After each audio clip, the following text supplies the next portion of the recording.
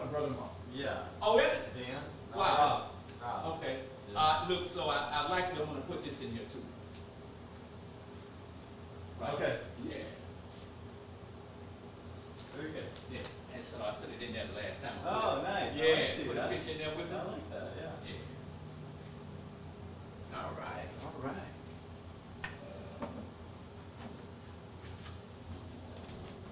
So wow. You see, what was that? That's my brother-in-law. Yeah. Oh, nice. That sounds like that coincidence. All right. Okay, how we doing there on our sound there, Brother Calvin? I think we're looking good here. Good, bro. Outstanding, outstanding. So I guess the way we'll start off is where we left at. Here I got, today this is Brother Blanks. We're here at Black Abolition Movement for the Mind. And today we have the honor of having Congressman Brad Snyder to accompany us. The last time he was here, Congressman, myself and some of our family members was here. Yep. And you came by and you graced us with this congressional record with my granddad. As you see, I put his picture in there and everything. And during the course of that time, I proposed the idea that you come back and perhaps we have that tough conversation that is needed. And I would like to think today's conversation, we want to be more oriented, solution-based. We know what the problems are, and we don't have to enumerate those. Let me move that right there. Okay, and so we don't really have to enumerate the problems. We know what they are. So I like, at all costs, whatever we can do in this conversation is to come out, to at least start with a conversation based on solutions. With that being said, one of the things I wanted to mention when we're talking about solution, first I want to commend you and thank you for taking and accepting this, what I consider as this invitation on this tough conversation that we need throughout the nation in order that, if I would like to say, if we truly want to move towards a more perfect union, these are the conversations we need to have. Racism, drugs, guns, police brutality. Of course, we won't be able to unpack all of that today, but we definitely can touch bases on some of this stuff. So thank you for coming. My pleasure. Making My the pleasure. word bond here. So do you have anything you want to start out with? Or No, I'm honored to be here. First of all, you talked about your grandfather, and we did put his story into the permanent record of Congress, which Yes. is an honor to do. But it was more a privilege to learn his story. Yeah. He was a man who had the courage to fight the system, to take on this at a very difficult time, different than today, and made it possible for the people in his community to cast their vote, which is the most fundamental right we have as citizens, is to cast our vote. It is the pedestal that our democracy stands on. Right. It is the a starting point for much of the change I think that we're going to talk about. And so it's just good to be here. Outstanding, outstanding. And so in the very essence of change and solutions, in which he fought for and on whose shoulders I stand today, and many of us, and the efforts that he put forth, I'd like to get right into it. Let's talk about some solutions. And one of the things I think of, I want to read this piece here, and this has to do with some recent legislation that was passed pertaining to our Atlanta Asian, the Atlanta Asian Spa. After the shooting in Atlanta. Yep. With some legislation that was put forth for what we consider as Asian American Pacific Islanders, correct? So just to read from that, President Joe Biden signed an executive order in January condemning Asian xenophobia in response to the COVID-19 pandemic. The directive acknowledges the role, rhetoric from politicians, including the use of derogatory names for for the coronavirus, has played in the rise of anti-sentiments and hate incidents targeting Asian Americans. Former President Trump for example, has repeatedly used racial terms to describe the virus, including during a Tuesday night interview with Fox News. I don't know if you was familiar with that. And it go on to say here, it says, the U.S. Senate overwhelmingly approved hate crimes legislation aimed at reducing violence against Asian Americans, Pacific Islanders, and motivated in part by the Atlantic Spa shooting that killed 6 women of Asian descent. Right. The reason I'm kind of focusing on that and looking at it, because I think right away that went into the direction of putting forth some solutions that took place on a situation, and I commend the efforts of those who put that in place. When we look at that, and you're moving right into it. So with that, now when it comes to, and that, don't get me wrong, I think that is something that was needed. Would all consider that the Asian American contributed. Now, what I would like to do here, okay, you're familiar with unions. Let me be more specific. Now, according to Google, Patrick Yost is the president of the Fraternal Order of Police. Sean McGarvey, president of the North American Building Trades. Rondi Weingarten, president of the American Federation of Teachers. Now, all 3 of which are what I would consider as very powerful voting blocks, if you will, and political wheelhouses. In other words, and sometimes one would think that these entities have a way of wielding or willing their particular interests on politicians or bending them to their will, if I can put it that way. However, when we look at the things that was put in place for our Asian brothers and sisters after that incident, that particular executive order that President Biden put in place, I would stand to reason and say that would be a solution, such an executive order, when we look at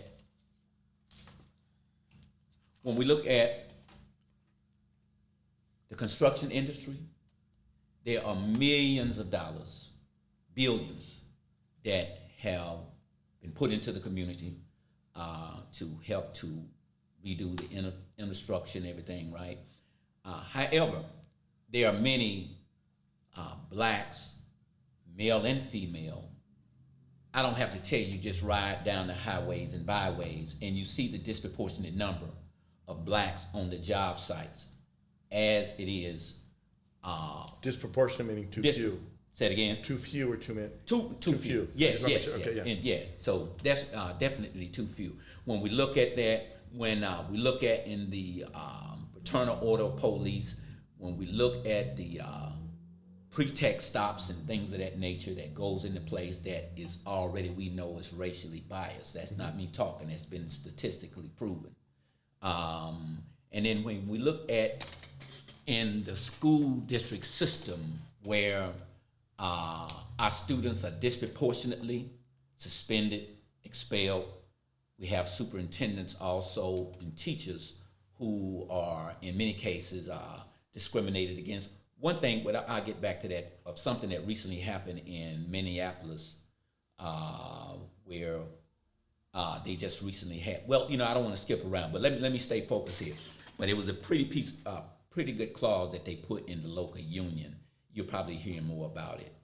So now with these 3 particular situations that I named, the Fraternal Order of Police, President Sean Garvey of the American Building Trades, and the Teachers Federation.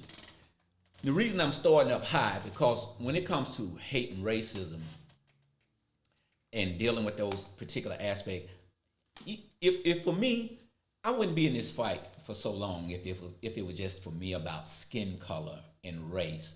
I would like to think, in many instances, I think that the instruments of racism and hatred are merely instruments of a much, much bigger fight, which some might deem as what I consider the spiritual warfare, and as many say, wickedness in high places, which is why I'm starting here at the top, naming these, and I'm looking at, that's on a macrocosm, but on a microcosm, I see where many of our black and Latino brothers and sisters, where they are pitted against where they are pitted against each other, fighting for positions, fighting for jobs and money, while everybody at the top, if we look at these three persons that I just mentioned in the unions, you got two white males, and I think Randy Weingarten. Yes, which is the female. Randy, Go ahead. A white Jewish lesbian. So Okay. not your typical. Okay. So glad you clarified. I'm going to give you a very roundabout narrative to get to what you're talking about. So Okay. I'll start there. I'll stand. Because I want to start with the teachers. Yes. Because there's a thing with that. And I'm going to go back to fourth grade for me. Mm-hmm. Right? My fourth grade teacher was a woman named Mrs. Hogan. I remember all my teachers. Mrs. Hogan was, fourth grade's when you really make the transition from learning to read to reading to learn. Yes. And Mrs. Hogan instilled in me a passion for reading and a interest in history. She was one of the most influential teachers I had. She also was black, African American. Okay. There's more to this story. This is 1969, I think. Maybe 1970. Between third grade and fourth grade, we did not move, but I changed schools. And until I was much older, I didn't realize why. And my side of the street changed schools. The other side of the street kept going to the other school. This was in Denver. It was busing, right? Remember? Yes. And so I was sent to a new school, and there were kids who came from a different direction to this new school. And my best friend was a guy named Myron Neely, also happened to be black. Never dawned on me that we were being sent to this school because of court orders or what was going on in Denver at the time. Why do I start there? Because I think the value of my black friends in fourth grade, seeing a teacher who looked like them, who could inspire them. Exactly. The value for me of having a black teacher who could inspire me, who, like I said, I was 9 years old. I didn't realize what was happening in the societal context. This was just the nature of things. Yeah. It's important for all of us that we see more teachers of color, right? Black, Latino, Asian, Pacific Islander, whatever the case may be. We need to see teachers that reflect who we are more broadly as a nation. And so you mentioned Randy Weingarten, who represents, there's two main teachers unions, American Federation of Teachers, AFT, and National Education Alliance, or NEA. Bringing more teachers from different experiences, different races, different religions, drawn in, and we desperately need teachers as well. How do we do that? That starts in educating and giving kids the best opportunity, and making sure all our kids, wherever they live, have the best possible teachers. So, bringing more diversity into teaching ranks is important. You mentioned police, having more diversity in our police forces. I suspect we will talk more about this, that there are more police officers who come from where I come from and come from where you come from and have experiences. Talk about that, we're roughly the same age. We're sitting here together talking to each other, but we had very different experiences growing up. You talked about in your book, growing up in Mississippi. Yeah. I grew up in Denver. It's important that the people we're turning to keep our community safe understand the diversity of our experiences and can respond and treat with respect, all of that. And that's reflected in the unions and in what unions can do bring more up.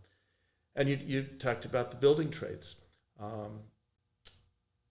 The building trades represent carpenters and bricklayers, all the well-paying plumbers, jobs. right? Yeah, they are well-paying jobs. they can change lives. And they're jobs some people have, some people don't have college educations. You don't necessarily need a college education.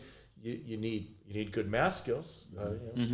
you've got over here we're talking about electronics. If you're going to be an electrician, it's math. If you're going to be a carpenter, it's math. If you're going to help build, whether it's a skyscraper or a home or even a beautiful, the fine carpenters who do that finish work, you need to be able to do math, and you need to understand science. You need to have a passion for craftsmanship. All of these things, and so I do believe that our unions can do a much better job reaching out to the community, educating our kids, exposing them to the opportunities that are available to them, and bringing more young people, more young Black people, young Latino people into these trades, into teaching, into policing. That's not just good for the opportunities we're presenting to those young people, it's good for our communities, and it's good for addressing some of the issues of systemic racism that we see in our country. For sure. Outstanding.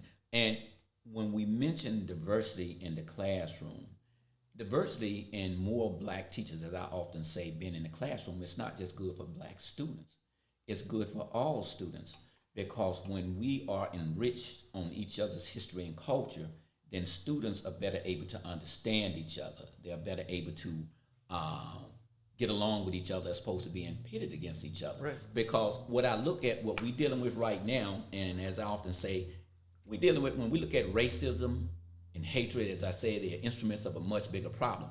We're dealing with a humanity issue when we are not open-minded to the fact that it takes all of us. You go out there and you build a building, you mentioned that, you have to have the math skills, you have to have all of those things.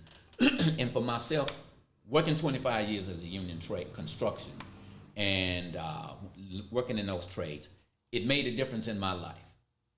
And me right now being 32 years cocaine clean, crack and heroin free, from being my own best customer out here, being able to have a decent salary, made a difference in the work that made a difference in my home, and particularly in the work that I do now in the very area that we're sitting in. When it comes to the trades, right now, as you know, we have a major project, the Waukegan Housing Authority project that we have. Our organization, we had been successful over the last year or so to put 20 young Black men out there on that job. And we are right now, in fact, we are, if you will, we're contracted out there to do that work, to get people out of the community and to get them on those jobs. Go ahead. But you make an important point. We were able to. You were able to. That advocacy is critically important. You have the project on Sheridan Road in Waukegan. Yeah. It's been a couple years now. The project in North Chicago on 14th Street. Left to their own devices, there may or may not be 20 young Black craftsmen working on that job. We need to advocate for that and continue to push for it. We will get to a place where, they're there. But if you can't get that first job, if you can't get your foot in the door, then there's no chance to move up. And if you're not at the first rung and working your way up the ladder, you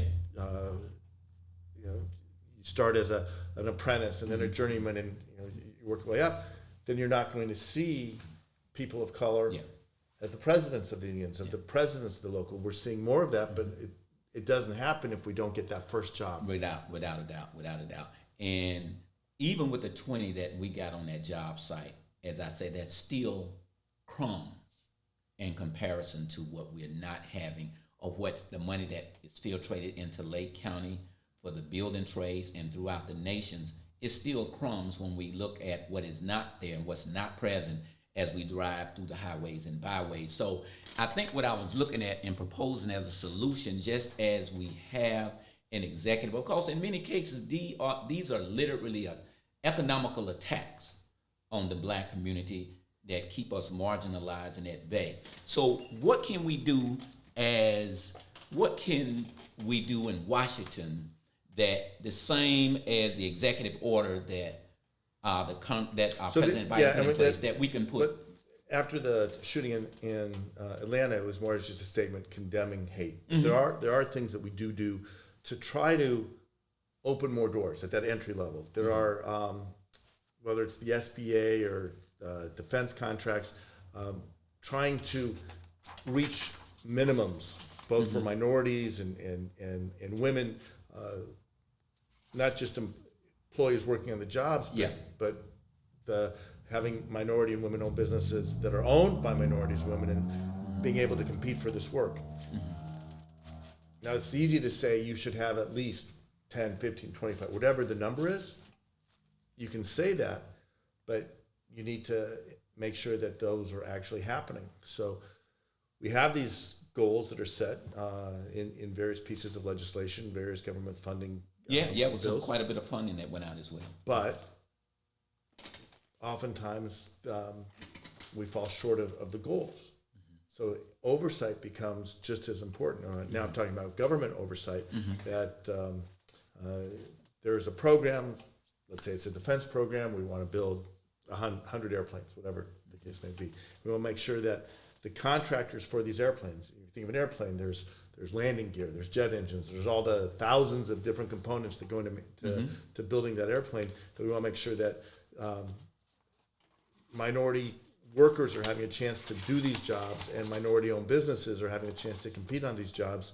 Right. Having that oversight becomes critically important, and Congress has a role and has to do its job in checking, whether it's getting reports or having hearings to make sure that that's happening. Yeah, and I think that's key, because I know it's one thing to have it written on paper, but it's definitely a different thing when it comes to holding them accountable in the field.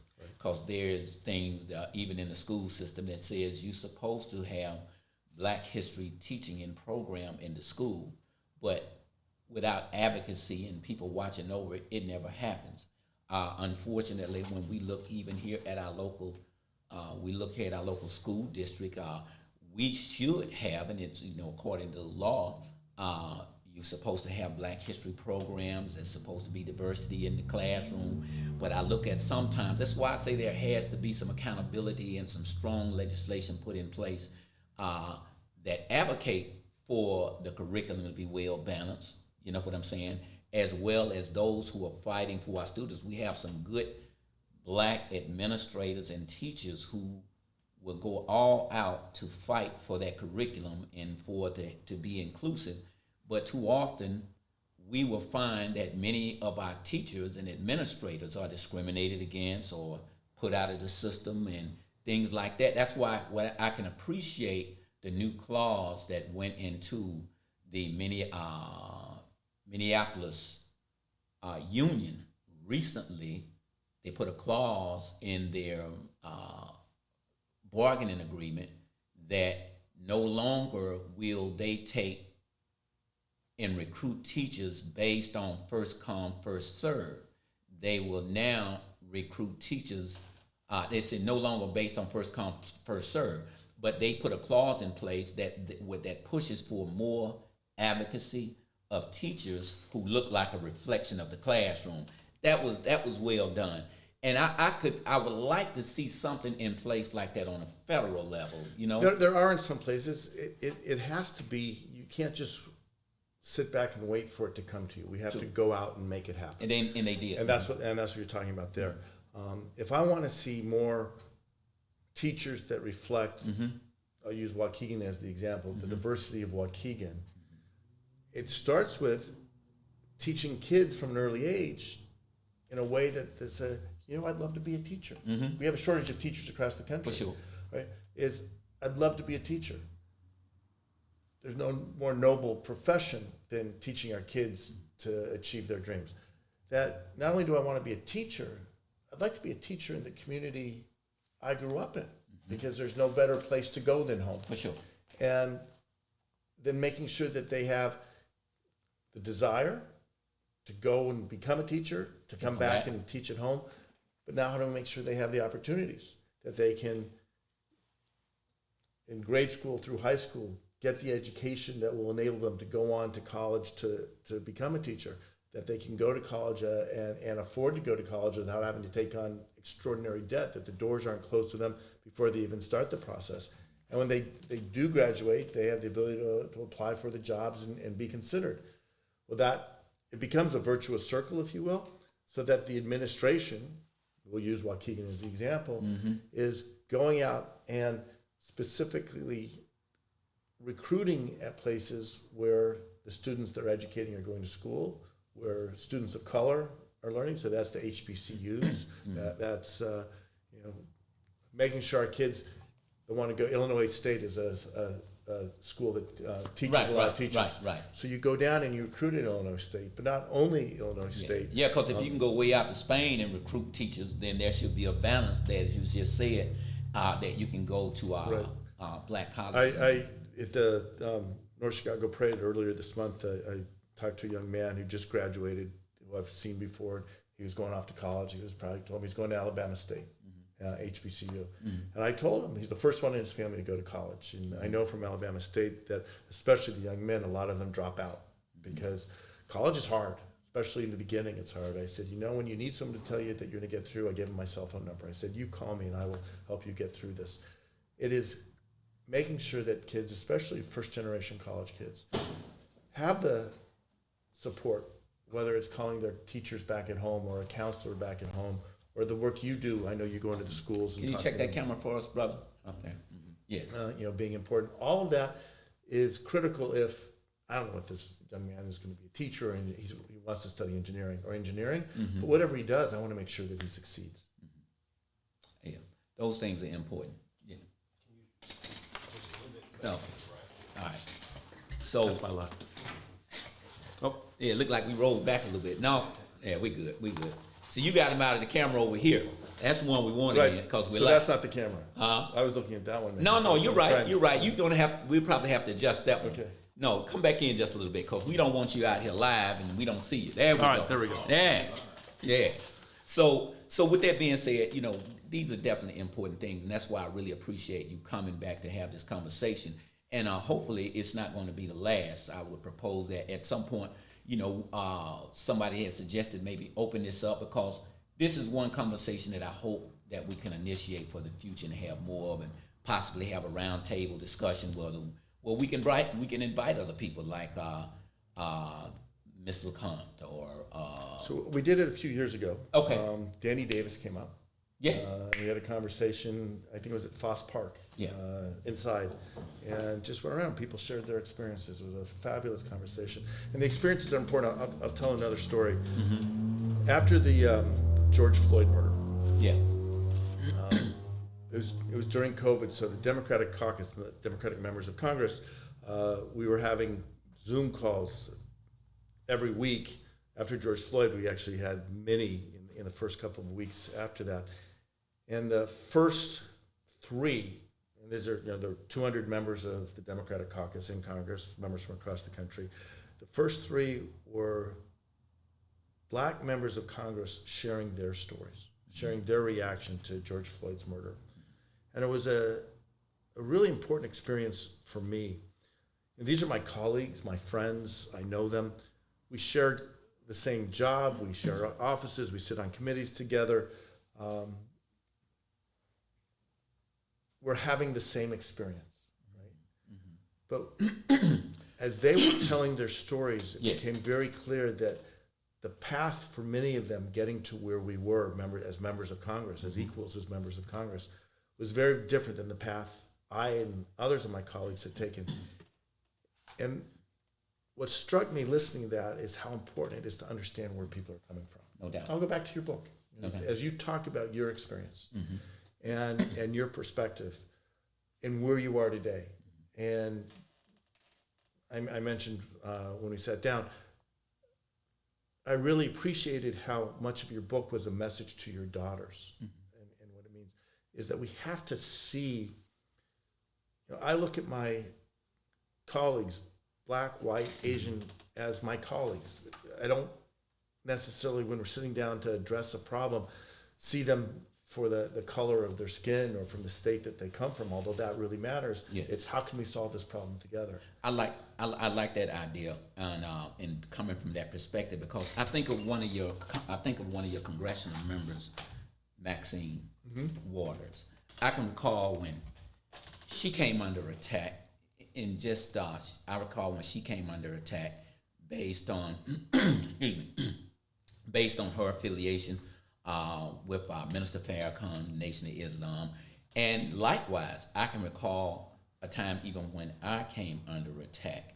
And, you know, and I'll put it like this.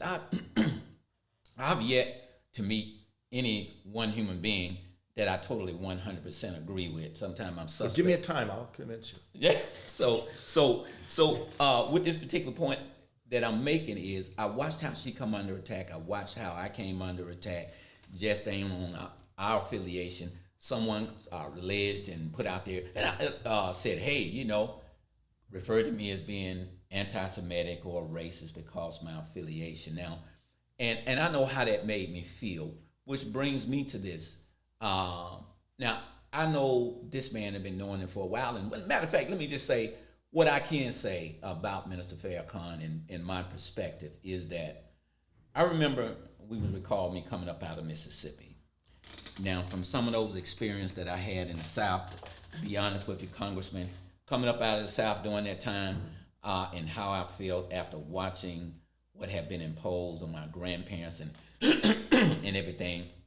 At that point in time, my feelings was when I moved north that the only thing a white man could show me was where the next black man lived at, or at that time, or maybe where I could buy my next ounce of weed, where they was 4 finger ounces at that time. But I say that to say this. What I got from knowing that particular aspect of the Nation of Islam, I went to a lecture that they had one time. I think it was called As a Man Thinketh. And I heard the minister say, I'm going to paraphrase a little bit, and he says, when someone is blessed with a certain body of divine knowledge, wisdom, and understanding, and they take that knowledge and they use it for ill intents or bad purposes, he said they are in fact a devil. Red devil, yellow devil, black devil, white devil, whatever. What I took from that is man has a duality in his nature. He can do right or do wrong. But from that perspective, it opened my mind to have more of an open perspective on humanity opposed to the narrow perspective when I moved up here from after everything that I had seen my family go through. Excuse me. And I say that to say that I think quite often we all get a bad rap based on who we are, where we come from. I'm sure even in your circle, excuse me, I'm sure even in your circle, there are pretty, some of those that have their thoughts and their ideas, but they're individual thoughts and ideas. And I think what I felt from that in those kind of attacks make me feel like, wow, well, everybody gonna have something to say regardless of how well or how good you do. You might as well do you. Matter of fact, and so speaking on how that made me feel, and speaking of Miss Maxine Ward, I watched her have to go through the rigorous to defend herself based on an affiliation. Now, myself, I would never ask you, because I would never, and right now doing a case of discrimination in construction, and I would never ask somebody to comment on something that I know is still under litigation, because I know what the answer would be. But I could ask you outside of that context, how will the allegations that were alleged against your office of being a racism, how would that, without going into the litigation aspect of it, what kind of feeling did that make you have? So I can't talk about, obviously, a litigation. For sure. What I can say is I know what's in my heart. Yes. I know the organization I lead and how we do things, and that there is no toleration for discrimination, no toleration of ill treatment of anyone. And when it has happened, we have responded immediately, as we did in this case. And so, personally, I think there's the facts of the case, and that's litigation. And we find it's, as people in the community would ask me about it, people know me. Mm-hmm. They know who I am. Mm-hmm. You know, I think I'm grateful to have had the opportunity. I've been involved in politics for more than a decade now. I've been a part of this community here in Waukegan, but also my community from Fox Lake, Waukegan to Fox Lake, from Zion down to Deerfield and Highland Park. The folks I represent know who I am and know what I stand for. Mm-hmm. And so we actually had a conversation with the NAACP, and we talked about it there. And I think every conversation I've had, people have walked away saying, we know Brad, we trust Brad, and Brad's not going to, never has, and never will tolerate racism or ill treatment of others, whether it's within my team or places, other places we go. So that is, I know who I am. Exactly. I know what I believe. I know what I stand for, and my comfort in having a conversation with you about difficult issues is based on two things. One, I want to find solutions. I believe racism exists. It's existed since, man, the Tower of Babel, right? Yeah. I mean, it is. Yeah. As this human species spread around the world, that you have had differences in the stranger, the other, whatever it might be. My belief that we can get to a place where everyone can look at the other with respect and find ways to collaborate and work together, and get to know. And my knowledge that I don't have all the answers. If I'm going to solve the problems we face as a society, if we're going to solve the problems we face as a society, it's going to mean bringing my ideas, bringing your ideas, bringing other people's ideas to the table and say, all right, how do we get there? And I guess the other piece is we all come from where we come from. I've been saying this a lot the last several days and the number of meetings I've had. You come from Mississippi. I come from Colorado. Our upbringing gives us a perspective that's the starting point. We're sitting here now in Waukegan. We share a lot of common experiences. We bring a lot of different experiences. We can come up with solutions. We can teach each other things. I keep referencing you teaching me about Robert Smalls, yeah. Right? And you know what? While you're there, I really would like. I'm really hoping, because I do a lot of vending on the base. Me and my wife are raising funds and stuff, and I get a chance to talk with quite a few veterans.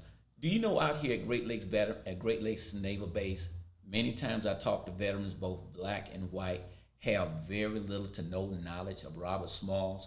We got to do something about that. I would like for us to consider having a bigger presence of what he contributed out there in some way or somehow. We can do that, and I've made suggestions. So I don't want you to lose your train of thought. I'll give you an example. Yeah. One of the ideas that I've shared with others is we're building a lot of bike paths in Lake County, which is, I'm a cyclist. I love that. I think every kid should be able to safely ride their bike to school. We should be able to go on long rides on the weekend and all those things. I would love to see a path named for Robert Smalls. Why? Because you wonder, there's a path named for Robert Smalls. You may ride it every day for a year without asking the question, I wonder who Robert Smalls was, but eventually you figure it out. Those tributes matter. And how about the bike? How about having that bike path somewhere on the base, or going to the base, or going to the base, because I think for someone that contributed that much and on that base, I mean, as that perspective, there should be more of awareness. And it's just another side story. His story is fascinating. It's a guy who stole a boat from the Confederates and took it to the Union Army. He went on to do other things. And after talking with you, I kind of took possession of him. So he's from our district. Yeah. I don't know if I shared this with you. We were having dinner one evening, and I may have, in a prideful way, boasted about Robert Smalls to Jim Clyburn, who then kind of stuffed me with, he's from my state, he's from South Carolina, and told me the whole other side of the history of Robert Smalls. Yeah. Jim Clyburn has a much more persuasive argument that he's a son of South Carolina than he is a son of Illinois. We have a base named out. Okay. But there's a lot to the story, so absolutely. Yeah. So we don't lose your train of we don't lose our train of thought where we was. So everybody out there, get to know Robert Smalls. Yeah. But so it's important, just based on the conversation we're having and what you were saying, people know who you are in spite of the allegations. And I mentioned Maxine Waters. And I think a lot of times people have their opinion and we can all get a bad rap, whether it's you, me, Maxine, Minister Farrakhan. But I think the key thing is for people to sit down and get to know each other for themselves. I think it's important. So Maxine is a friend. You know, Maxine is a staunch advocate for the community she represents. The same way I'm a staunch Absolutely. advocate for the 10th District of Illinois. She's got her district in California. That's what I think every district, every voter in their district wants their representative to represent them and to advocate on their behalf, and I'm proud to do it. Yeah. You talk about people aren't perfect, when Louis Farrakhan says anti-Semitic things, I'd call him out on those. He's wrong on those points. When Louis Farrakhan talks about young men standing up and taking responsibility for their lives, he's right on that, and I will talk to him about that.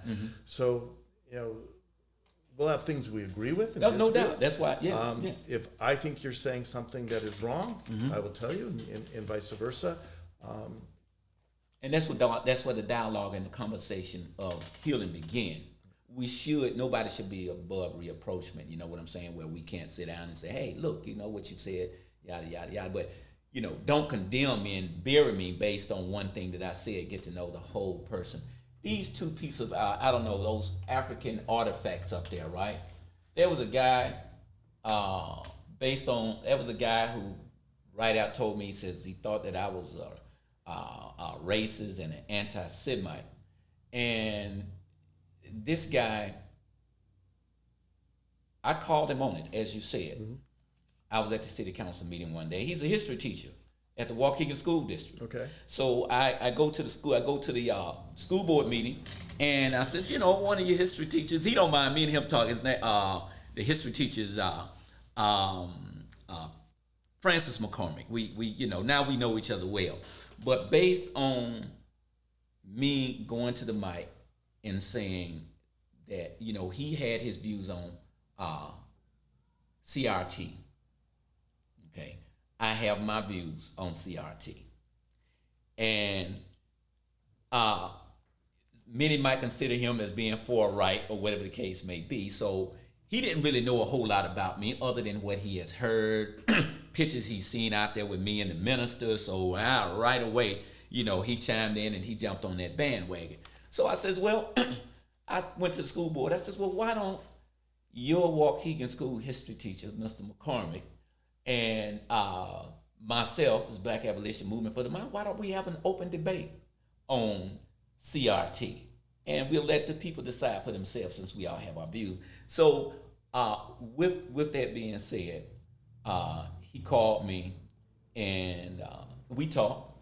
So after we had the conversation, another thing I was going to mention on the CRT. I want to get back to that because that definitely has a big impact, and I really like to know what your thoughts are with the CRT. There are those considering, and I don't want to it's a lot to unpack here.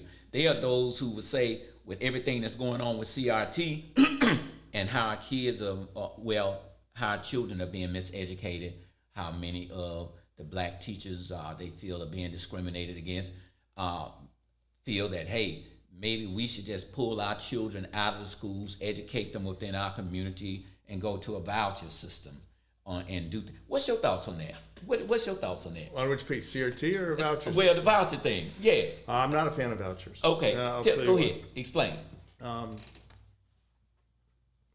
I like the idea of community schools. I like the idea of kids going to school in their neighborhood with the kids down the street. I like the idea of teachers being from the neighborhood of the community as well. So that I talk about this a lot.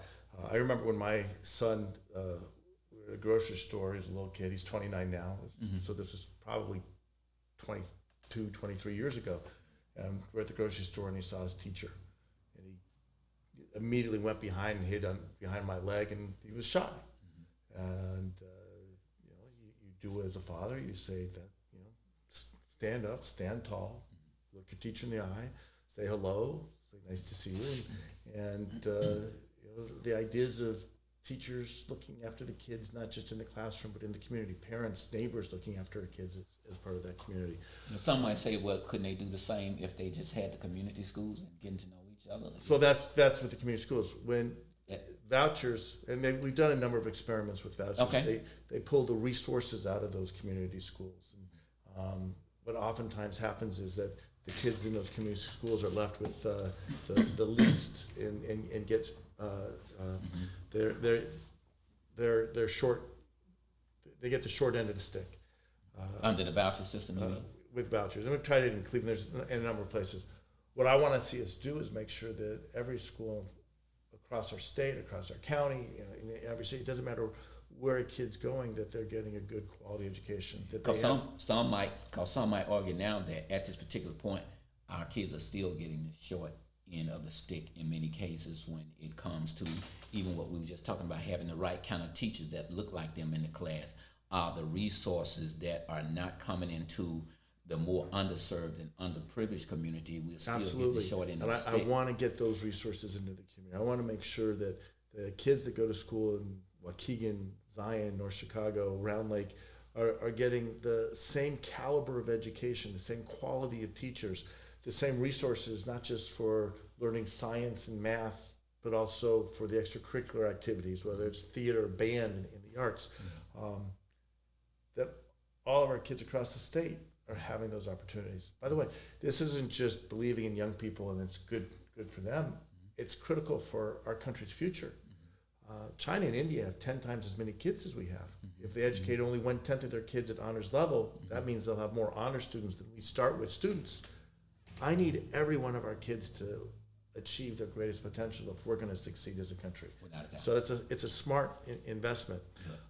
With respect to CRT, And look, so that's hold that thought. So that's where me and McCormick, we got our discussion, and come to find out, we wasn't really that far apart. After I made that,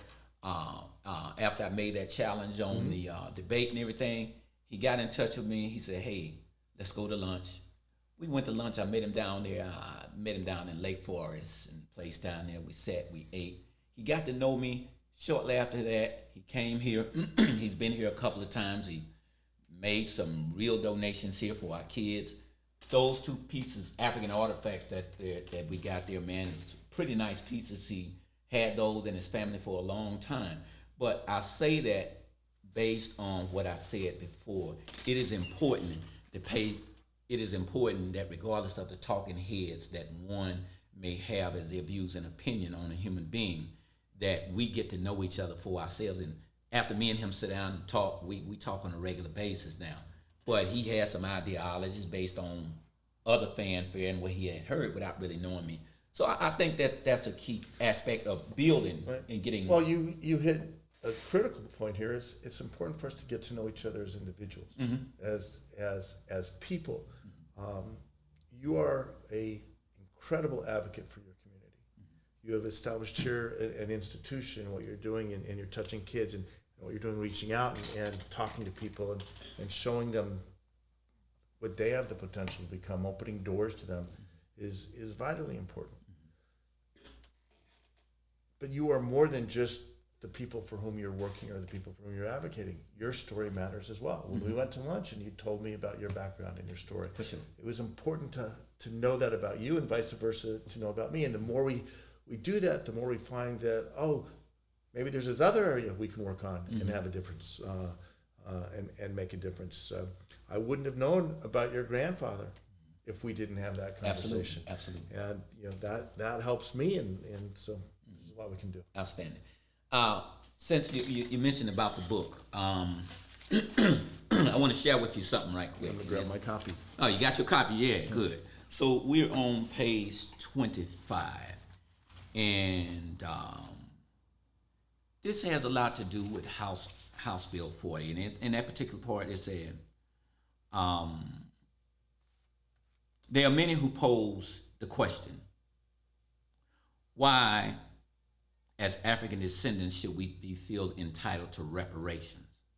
And for those who pose such questions, I humbly ask, what if we invaded your home the way many have invaded our homeland of Africa, then murdered your mom and dad? Would an apology be enough? And murdered your mom and dad, would an apology be enough for you? Because for us, reparations is overdue. And what if we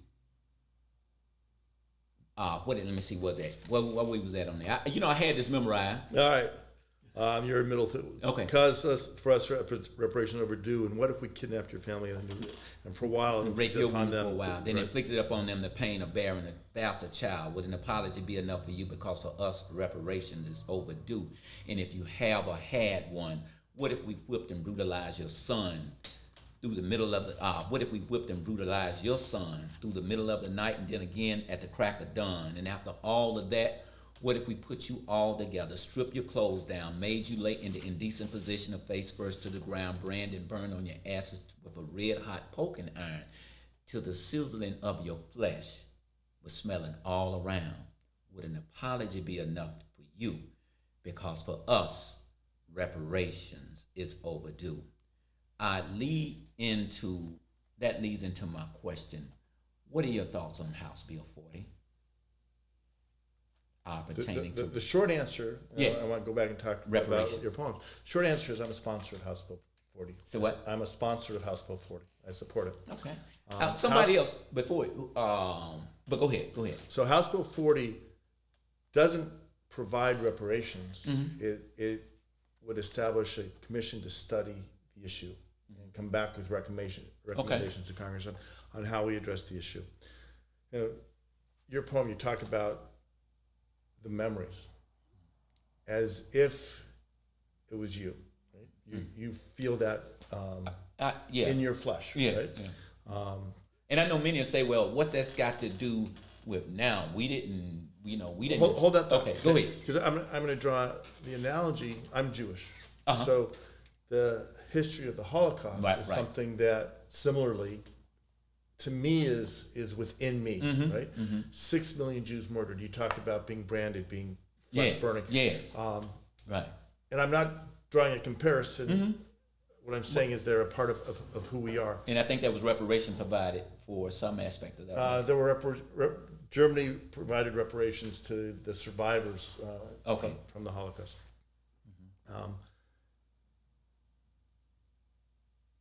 You are at least a couple generations from someone in your family who was a slave, right?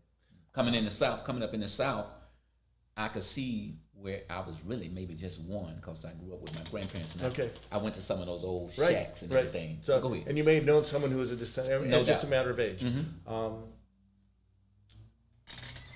There are kids my generation who are the children of people who experienced the Holocaust firsthand, survivors of the Holocaust. Right? It's just it's the difference between Yes.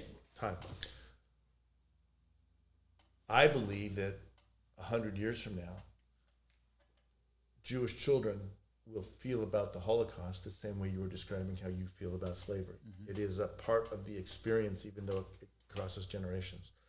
So, HR 40, the idea of understanding what is the impact, what are the implications.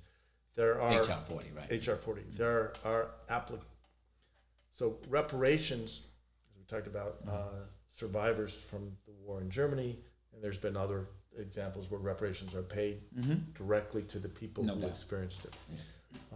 Even though I like what the young lady did down in Evanston, where they utilized some of their funds from the cannabis Right.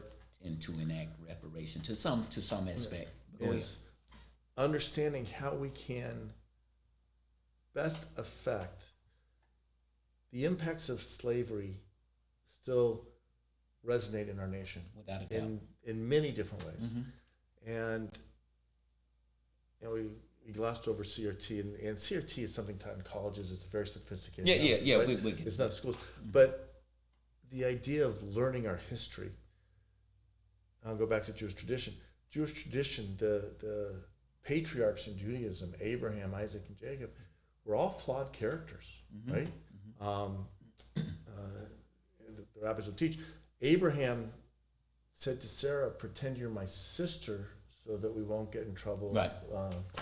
with the Pharaoh."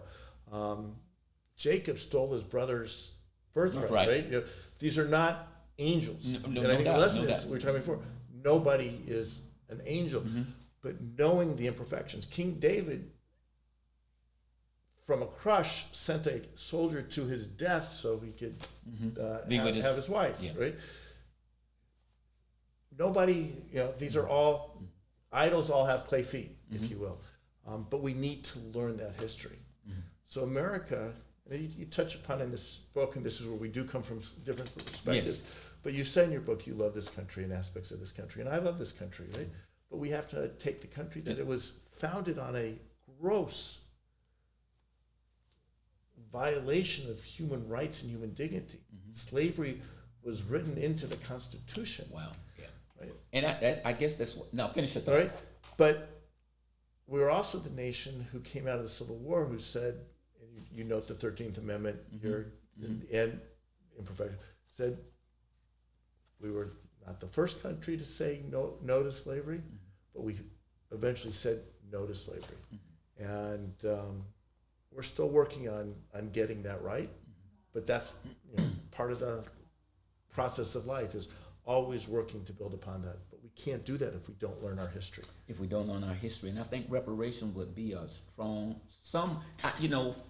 I do feel there should be something compensated, and I think that could definitely be some funds that go towards educating all regarding that history. So just as many have been rewarded reparations, I do feel that someone who put in 400 years of labor should be entitled to something to go toward the future of their children, great-grandchildren. I think understanding the role slaves played in building this country, No doubt, 250 years ago, the role slaves played, and many of the finest universities in the country are discovering that slaves played a greater role in the development of their institutions than they were led to believe or necessarily want to believe. But confronting that history and understanding that history, Georgetown being an example that is going through that, and saying, we can't change what happened. We can accept it, learn from it, and use it to change what happens going forward. The future. And and I like the aspect of what you said as far as the racism in the country being happening from the very infancy stages of this nation and everything, is when we look at whether it's a Dylan Roof, whether we look at a Donald Trump or Timothy McVeigh.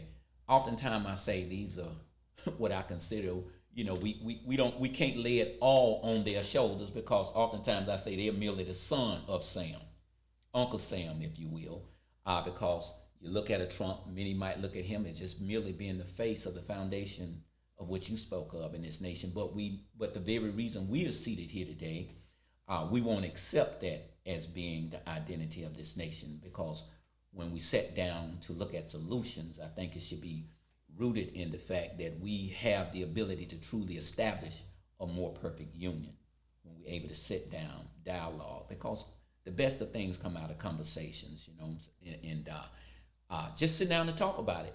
You could have told me, no, Brother Blanks, I'm not, I don't have time to come back and have that dialogue. I could not have, you would not have let me, but yes. You might have a point right. there. But go ahead. I think it's Martin Luther King who said it, but injustice anywhere is a threat to justice everywhere. Exactly. The injustices faced by the black community are a threat to the aspirations of justice for everyone in this country. The injustice to any community are a threat. So when I see an example, we talked about George Floyd. George Floyd is as simple a case as any to look and say that was wrong, that was unacceptable. You saw it as people around, not just around the country, around the world gathered to say, we've got to change that. But there are other instances. We're seeing the litigation taking place now for Breonna Taylor. A couple at home, sound asleep, when police come barreling in. Yes. How do we make sure that that never happens again? Right. And that happened not in Illinois, but in Kentucky. But if it can happen in Kentucky, it can happen anywhere. It can happen anywhere. And how do we make sure that when kids are denied the opportunity for education, or people are denied the ability to cast their vote, folks are denied the ability to get the health care they deserve. Every one of these are a threat to every one of us. So either way it goes, I think we all have a role and a responsibility to play in building a better nation. As you said, with what happened to her, injustice anywhere is a threat to justice everywhere. So it is always my hope that whenever we sit down to dialogue and to conversate, is to build bridges over misunderstanding, misinterpretations. It's an important point you make. Oftentimes misunderstandings come from inelegant use of language, differences in use of language. Yes. And one of my biggest frustrations about the world I'm in now, politics, is that a principle I used throughout my career in business doesn't apply. I did consulting. I worked with people and either their company was in economic trouble or there were organizational issues. People were fighting. I worked with family business a lot. Family members were fighting. And I had a principle I always applied. I said, that everyone is entitled to refine what they say until they get it to what they mean. Because sometimes you say something and the words aren't quite right, and I might say it and you might take offense. And it's important for you to be able to say to me, I don't like what you said. I said, well, I didn't mean it the way you heard it. Let me say it again. And we could get there. And eventually, it may be you teaching me or showing me something that I'm missing or getting wrong, and finally we get there. Yeah. And hold me to account to where I end up, not where I started. But in politics, whatever we say, you're held to it forever, right? I know. You don't get to refine it. And that's like, one of my phrases, even sometimes, a lot of people, sometimes they follow me. I'll write something, but if it's passionate to me, I'll put it out there and I'll go back and I'll refine it and I'll say, anything worth writing is worth writing till you get it right. Right. And the same thing when we talk to each other, when friends talk to each other. Yeah. But I have a question for you. Sure. In the book, you use a device on the N word. You use asterisks instead of G's, right? Yeah. But there were other negative words for black people that you didn't do that. I don't remember the page. That was on the page where we was talking about minorities. Yeah. That was the opening. That was the opening of where an affirmation on the word minority. Yeah. So, but my question. Okay, what's your question? Yeah, my question is. Okay. Because I want to get back to the word minority. Go ahead. But this is personal to me as well. Sure. There are certain words that have, I don't know if Profound it's greater effect. impact. Yeah. N-word for sure being one of those. For sure. I was just raised, you just don't say it. And I was just struck reading your book that you treated that with a certain, I don't want to say the word respect, it wasn't respect, a certain special handling that you didn't with other words. And I was curious why you did that. For the precise reason that you mentioned, the impact. And I sometimes will use these words for demonstration and demonstration purposes only, even if I didn't use them or don't apply them in public, because I really want to convey what you just said, the impact of that word. When I spoke of the word minority, the affirmation that I'm not a minority. So that's what you was reading in the open part. We can talk about that one too. I'm not a minority. Yeah. And that particular aspect of where I'm letting people know too often, if there was a language, Congressman, yeah, you can turn to it. Because I like that poem in particular. There were a number of things on that one. Okay. Keep going, and I'm going to find it. Oh, okay. Because I made some notes. Yeah. It's at the it's not numbered because it's an affirmation. You just all right. Now go to the first 3 pages, but I'm gonna keep talking. Yeah, you keep talking. And now. Yeah, here it is. Yeah, there you go. Page 9, Roman numeral 9. Yeah, the affirmation of and I'm not gonna read that. Well, I could just hit the first paragraph. Well, the first part is I am a man. Yeah. Which is important. Yes. And we're kind of talking around this. I can see you as a black man. You can see me as a Jewish man. But start as I'm a man. Yeah. And as a Jew, as a black, it's not for others to make assumptions about all the other things that might be important to us. For sure. Right? And your experience as a black man is distinct to you, and it's going to be different. I mentioned some of my colleagues. It's going to be different. Mark Vesey is a good friend of mine from Texas. He's a black man, but you guys have experiences that are unique to you. For sure. And it's important to understand the distinction. That's how I took it, is not a minority. As an individual, I am a black man. I am a member of the people of color. I will not compromise or submit to any title or label. Right? Yeah. These are things that spoke to me as a white Jewish man. For sure. And I wrote that in there because I think it's important for people to know. And if there was one word that I would change in politics, maybe something you can consider, in Congress, there are always terms that are used like minority set-asides. Why should one have to reduce or why should one have to reduce themselves or settle for saying I'm less in order just to get more or to have more or what you're entitled to? So I would be quick to say, how about humanity set aside?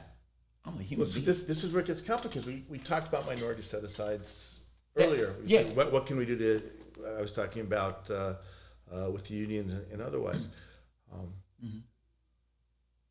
If you just say everybody's the same, but everybody's not the same, I'm sure you've seen the commercial. Well, according to scripture, we're all made in the image, and you talk about that in your book too. Yeah. But it's the commercial where everyone's lined up on a field. Yeah. And they say, if you have this, you can step forward. And we're not going to start the race, but by the time you get, some people are at the original starting page, other people are starting 3/4 of the way to the finish line. We're not all starting from the same place. But how do we create a situation where we can get to the same place at the same time? Sure. So there is a desire, and this is where the minority set-asides is, we don't have enough minority businesses competing for government work. How do we open doors to get more minority businesses so they're competing and get to a place where we don't need that set-aside, because some of the businesses are going to be owned by a black man, and some of the businesses are going to be owned by a white man or a Chinese woman, Asian woman. It can be all different kinds of experiences coming there, but they're all starting at the same point to compete and succeed. I get that. And then I would be quick to say that as people of color now quickly becoming the majority in this nation, my point is on the language. Language and words have, as we know, impact.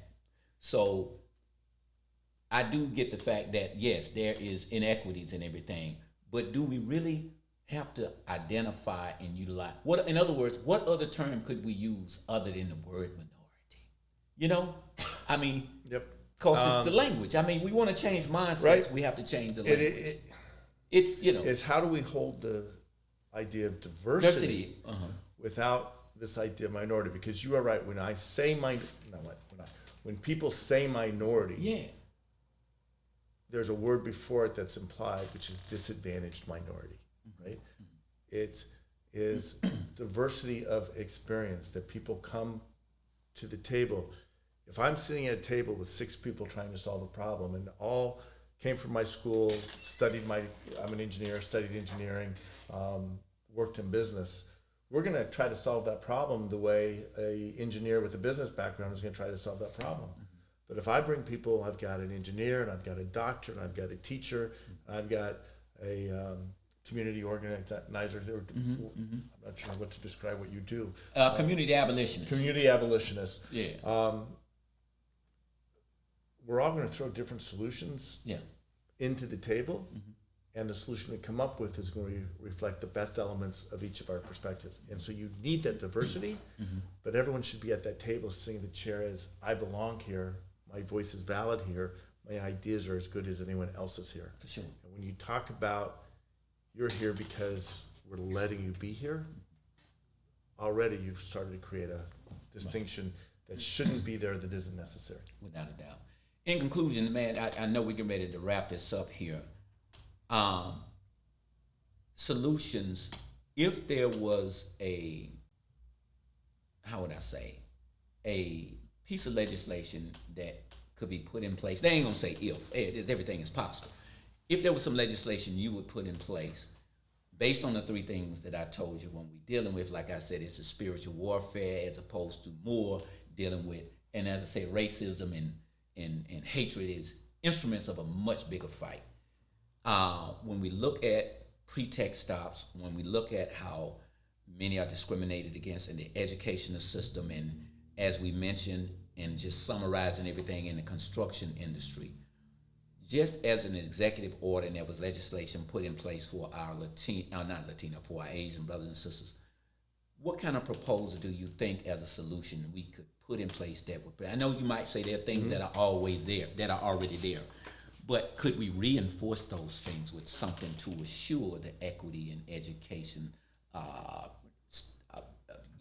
these pretext stops that are racially biased and, or teachers that are suspended. Yep. So just, So I don't think there's any one.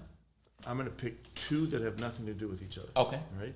You had in your notes this the George Floyd Justice and Policing Act. Mm-hmm. The investment in policing across our country and our communities to fight against discrimination, to provide the resources. Oftentimes we're asking a lot of our police, for example, in a domestic dispute, we're set first numbers 911, police go, and what starts as a domestic dispute ends up as domestic violence. Shootout with, you saw the story in New York of that police officer who was shot. Many communities in our area are starting to hire social workers to go to that domestic Most to definitely. de-escalate. Yeah, because the police in many cases don't know how to escalate. I got a situation here recently, just got a call yesterday. I ain't gonna put the police on blast right now until I get the facts in. Domestic situation, as you just said, go in there, and she just wanted her guy to leave the house. After the police got there, he left the house. After he's gone, he come back to the house, because when he left, the police was still there. Come to find out, later on, she's in jail, because the police stayed there. They escalated the situation. She wanted the police out of the house. She calls up. She says, well, look, I need your supervisor because I don't like how you guys are making me feel. Yeah. And in the close, they would not call the supervisor. Ultimately, what they did, she said, well, I'm going to call 911. She attempted to call 911. She's already on crutches and everything. And she attempted to call 911, and up to them, they said, you're not going to call anybody. They snatched the phone from her, escalated the situation, ended up taking this woman to jail who was already handicapped. So, but go ahead. Yep. So I think, and I just turn off the phone. The things we can do. You were saying about the mental. Yeah. So the things we can do to address the specific challenges, to hold people to account, but to also give people the training and the resources and make sure we have the resources. That's a piece of it. Yeah. But then I've got another one that talks about, and it's national service, opportunities for national service. We talked about getting to know each other. Mm-hmm. If we had more young people going into service for our country, whether it's military or Teach for America, environmental corps, whatever the case may be, kids, and by kids I'm talking 18-year-olds, but young adults from Mississippi, from Colorado, from Chicago, from across the country, with a variety of experiences, different backgrounds, races, incomes, everything, thrown into a situation where their success at whatever it may be, whether it's military, defending our country, teaching, lifting up the next generation, firefighting, we're seeing these forest fires, but they learn to depend on each other, respect each other. We've seen it in the past. I think that would go a long way. So I'd love to create more opportunities for national service. For young people. I agree with that too. I agree with that to a certain aspect. But I would say, speaking from a veteran myself, and I look at right now, I'm glad you mentioned that, because many of our veterans right now are disabled veterans, as you know, feel slighted when it comes to their service-connected benefit. And even in military right now, when we look at the discrimination and the disparities of women who are being discriminated against in the military, and even veterans are not getting their due honors, before we put them into those services areas, we want to make sure that we've done our due diligence to make sure those particular areas of service is going to be just as beneficial as serving them as they are serving their country, and they come out with. You're 100% right, and we need to hold ourselves as a nation, the institutions that make up our nation, Exactly. to a high standard that reflect the ideals of who we are as a country, that, Right. that all people are equal, that everyone has something to give, back to this idea that we're all created in the image of our maker. That is true. Let's live up to it. Enjoyed the conversation. It was great. I look Thank forward you. to it again at some Thank point. you. Okay? All right, All right. great, thanks. So right now, y'all, we just had this conversation with Congressman Snyder, and we... That's up too fast. No, that's okay. And I wanted to just say we appreciate him coming out, because oftentimes there are those who run from these tough conversations, and anytime someone is able to make their word bond and to come back and to have this tough conversation, it's the kind of voices and people we need in Congress to represent us. And so let's continue to move forward, build bond in the best interest of humanity. Let's get done. All right. Good. All right. Thank you. And I'm gonna leave you these, and I'm gonna run because we get it next. Oh, week. yeah, So that's I your told you book. these were the books. Yeah. And it's two sides. So it's the little biographies on the brought one me a side. book. Uh-huh. And then on this side is the blessing. So You can need that. Okay, you can believe I will be checking Okay. it out. Thank you. Thank you for checking out the book too. Thank you. I was privileged and very good reader. All right. All right. All right, this one, I'm gonna jump